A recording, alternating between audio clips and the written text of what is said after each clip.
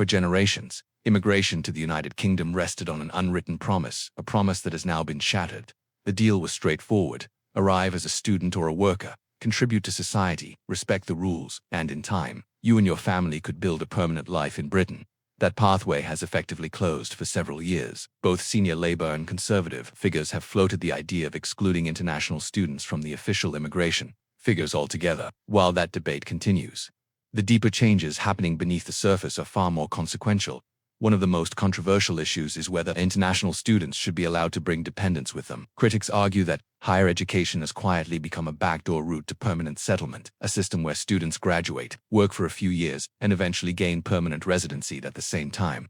Concerns have grown about universities being overly reliant on international tuition fees, sometimes even accepting money tied to foreign governments. While international education does bring in revenue, it also raises uncomfortable questions about fairness, transparency, and the true purpose of the system. In recent years, a series of quiet, incremental policy changes have transformed the landscape of UK immigration. The once stable pathway to indefinite leave to remain for the dependents of foreign workers and students is being dismantled piece by piece.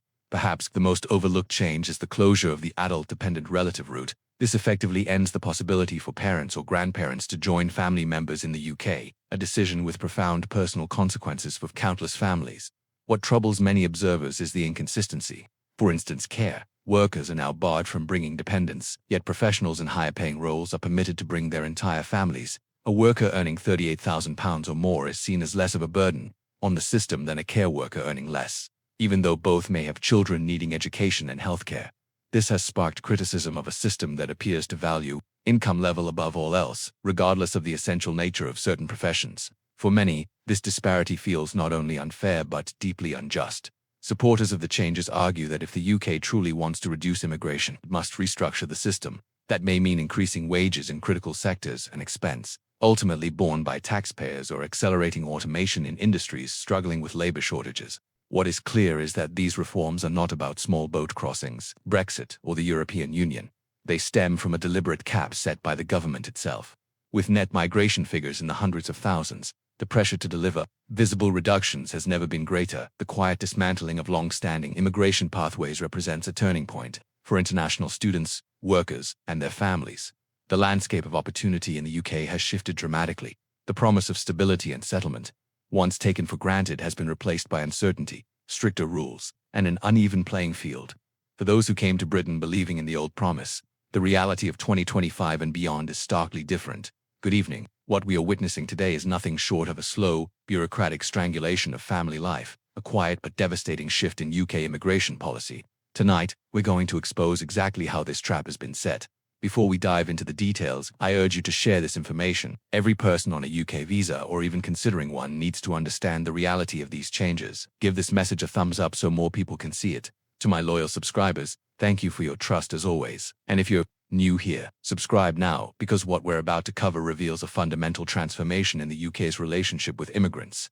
For decades, the central pillar of the UK immigration dream has been family settlement. For most people, coming to the UK on a skilled work visa was never just about getting a job. It was about building stability, creating security, and building a future for their children. That dream was achieved through indefinite leave to remain, ILR. Traditionally, after 5 years of continuous skilled work, the applicant could apply for ILR. Just as importantly, their dependent spouse and children could apply at the same time. It was a package deal, the reward for 5 years of contribution, hard work, and compliance with the rules. But that foundation has now been quietly eroded. The government hasn't openly passed a law that bans dependents from gaining ILR instead. They've made it nearly impossible for the main applicant to reach the 5-year milestone in the first place. The weapon of choice has been the drastic hike in salary thresholds. The minimum salary for a skilled worker visa has now been raised to £38,700, with further increases on the horizon.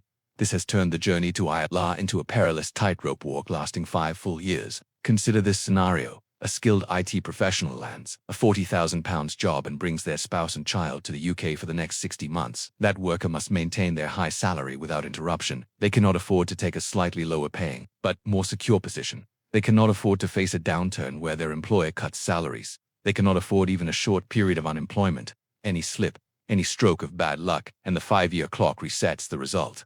By making the worker's path so fragile, the government has effectively sabotaged the dependent's chance at settlement too. The promise still exists on paper, but the bridge to reach it has been set on fire. This is a policy of attrition where people down until they abandon the dream and leave families in tow. For students, the government's strategy has been even more direct and more brutal. In 2023, most postgraduate students were banned from bringing their dependent partners and children. The logic is simple and cold. If dependents cannot come to the UK, they cannot accrue the years required toward settlement. In other words, the pathway hasn't just been made harder, it has been completely erased. Only a tiny minority, such as research students, retain the ability to bring family. For everyone else, the door has been slammed shut, locked, and bolted. The message could not be clearer. The UK no longer views international students as future citizens, but as temporary consumers, welcome for their tuition fees, but not for their families. International students are now treated as temporary, transactional units educated for a fee, then sent home without the chance to build lasting family ties. But the most insidious and heartbreaking part of the government's new strategy is the silent closure of the Adult Dependent Relative ADR route. This change reveals more than just a policy shift. It exposes the government's new philosophy on family. The ADR route was originally designed for compassion. It allowed a settled resident of the UK to bring an elderly parent or grandparent who required long-term care best provided by their child already living in Britain. Was rooted in humanity and family responsibility. But years ago, the government quietly transformed this compassionate path into a bureaucratic fortress. They imposed a condition so strict that almost no one could meet it. Applicants must prove that the required long-term care is completely unavailable or unaffordable in their home country. Let's be honest about what this means in practice. How can anyone prove to the British Home Office that adequate care does not exist in a country as vast as India, with over 1 billion people, or in a resourceful nation like Nigeria, even if the available care is inadequate, underfunded, or below the standards you would want for your parent? The simple fact that some form of care exists is enough for a refusal. Applicants are forced to provide mountains of evidence from doctors and social care experts in their home country, all to argue that their nation has failed to provide for its elderly. It's a humiliating, often untrue position to take.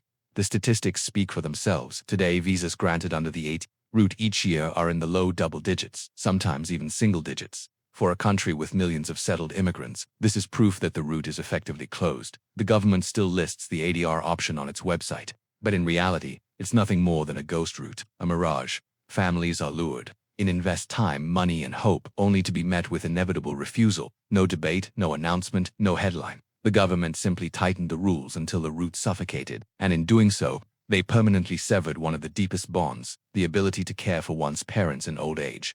When we put the pieces together, the blueprint for the new UK family becomes chillingly clear. Spouses and children, their future now depends on surviving a precarious 5-year salary tightrope. Parents and grandparents, they are to be left behind. Permanently excluded. The UK model is shifting from multi-generational settlement to a vision of temporary, solitary, transactional labor. Immigrants are welcomed only for their most productive working years, while their family obligations are to remain at a distance. The very definition of what it means to build a home in Britain has been quietly rewritten. And for many, the trap will only become visible when it's already too late. Thank you for watching. Share your thoughts in the comments below. This is a fundamental change to UK family life, and it deserves open discussion.